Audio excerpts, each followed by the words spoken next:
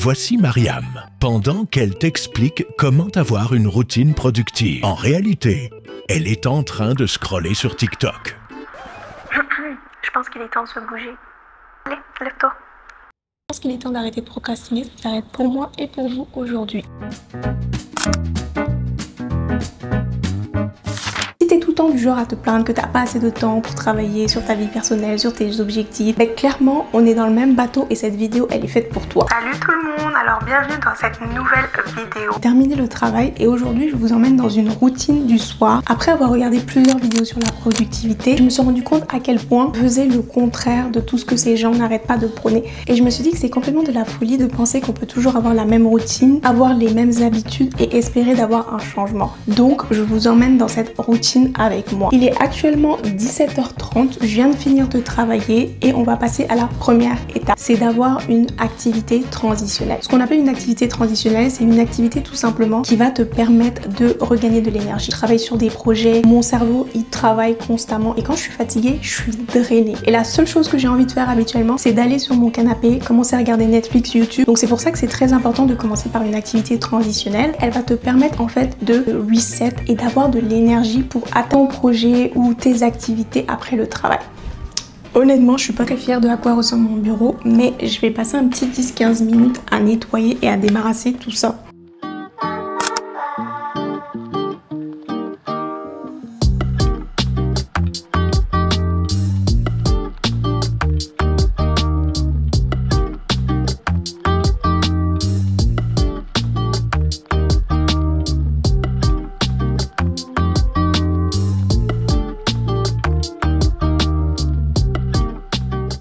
Là il est déjà 18h, pour pas perdre de temps, je vais aller rapidement faire les courses. J'ai vu une petite recette sur TikTok, je vais faire à manger, so let's go.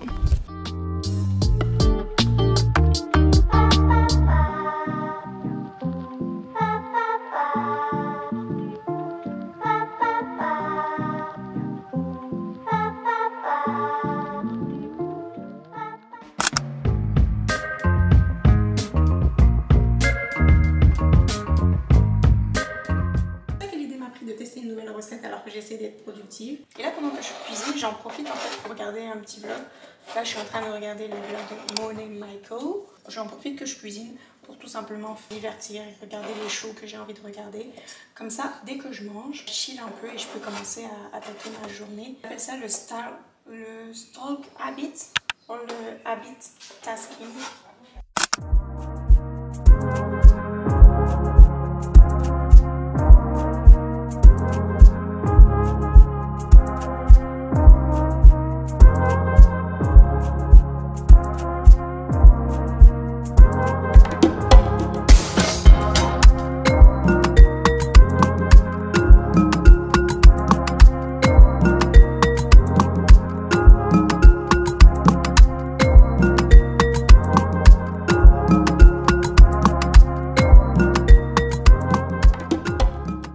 Là, je vais tout simplement manger, me relaxer, trop bon.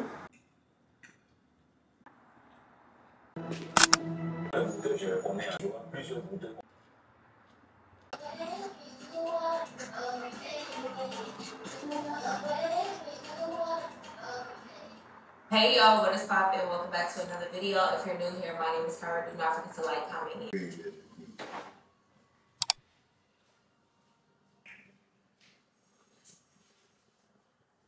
when I heard that he died. Oh my god. Je vais même pas vous mentir, je suis complètement crevée, donc là j'ai fini de manger. J'étais en train de regarder un show Netflix qui s'appelle Dans les filets d'un violeur. En tout cas c'est le documentaire de 3 épisodes d'un violeur et d'un meurtrier rapiste sud-africain. Honnêtement j'ai regardé le premier épisode, c'est tellement intéressant. Et le courage que ça m'a demandé de passer à la prochaine étape de ma routine du soir. Je me suis dit, tu sais quoi, t'as des objectifs à atteindre et des goals et c'est quoi qui est le plus important? regarder un show Netflix ou accomplir mes objectifs à la fin de l'année. Clairement, le choix était vite fait. Donc là, il est 20h30 et ce que j'ai absolument à faire aujourd'hui, je dois éditer cette vidéo YouTube, je dois planifier du contenu pour la semaine prochaine. Donc ça, c'est mes tâches prioritaires à faire cette semaine. En tout cas, un des conseils que j'ai beaucoup vu dans les vidéos de productivité, qui m'a vraiment aidé et que c'est quelque chose que j'ai tendance à faire. Et je veux faire plusieurs choses à la fois. Des fois, je vais penser au ménage, des fois, je vais penser à faire ma lessive, je vais penser à faire du contenu, à éditer ou à chercher des idées. Enfin bref, je vais penser à 10 000 trucs à la fois et je vais me concentrer sur aucun des trucs et je vais finir par rien faire à la fin de la soirée. Et en fait, ce qui va vraiment t'aider à être productif et efficace, c'est de t'asseoir et d'écrire en fait une liste de tes activités prioritaires à faire. C'est-à-dire si tu fais pas ça aujourd'hui, tu vas repousser tes goals, genre vraiment une activité critique. Si tu fais pas ton linge aujourd'hui, admettons, c'est pas une activité critique, demain tu peux le faire. Mais c'est quoi le plus important que je peux réaliser dans l'heure qui vient et qui est vraiment critique pour moi? Donc ça, c'est quelque chose qui m'a vraiment aidé et c'est ce que j'ai fait. So, let's go!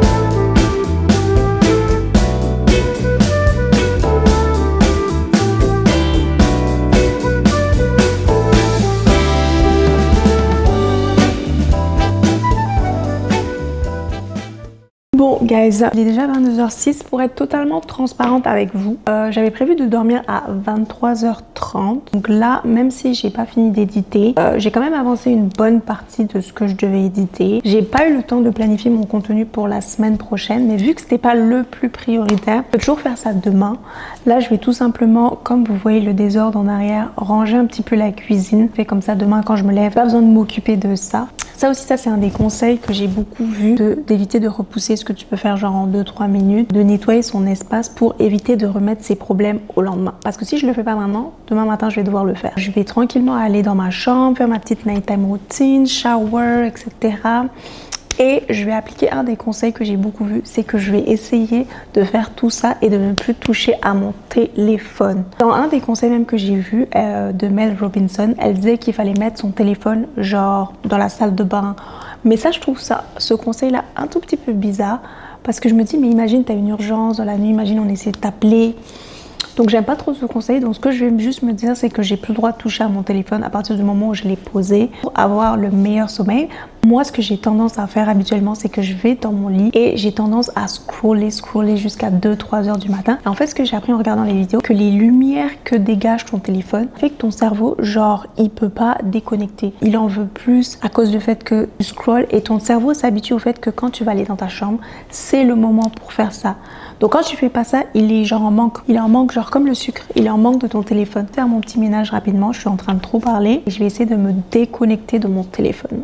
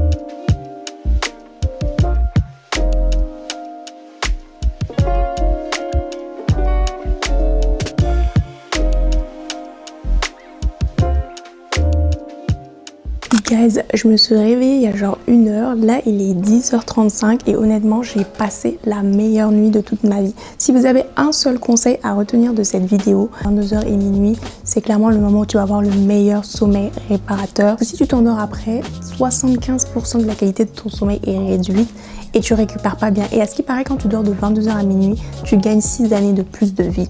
Bon, ça je sais pas trop si c'est vrai, mais en tout cas j'ai vu ça dans un post ou dans une recherche sur les réseaux et honnêtement je me sens hyper bien. Je vais revenir un petit peu et vous donner mon avis sur la routine que je viens d'avoir. Honnêtement, je trouve que malgré le fait que j'ai pas été trop on top en termes de timing, j'ai quand même réussi à faire tout ce que je voulais faire. Alors j'ai passé du temps, genre j'ai chillé, j'ai regardé Netflix, mais en même temps j'ai travaillé sur mes projets et j'ai été productive. Et j'ai l'impression que le fait d'avoir classé mes activités par heure et d'y avoir pensé aussi, c'est quelque chose qui m'a permis de me dire ok, à cette heure je dois faire ça.